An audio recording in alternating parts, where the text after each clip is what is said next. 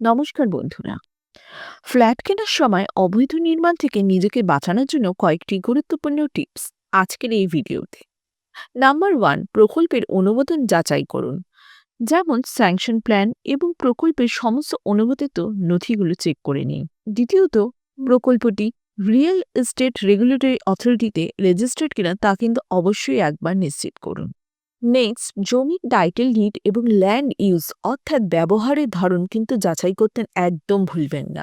যেমন ধরুন, জমিটি রেসিডেন্সিয়াল, কমার্শিয়াল না এগ্রিকালচার কোন ধরনের তা নিশ্চিত করুন অবশ্যই কেনার আগে। এবং আপনার প্রজেক্টটি সমস্ত রকম এনওসি আছে কিনা তা কিন্তু অবশ্যই দেখবেন।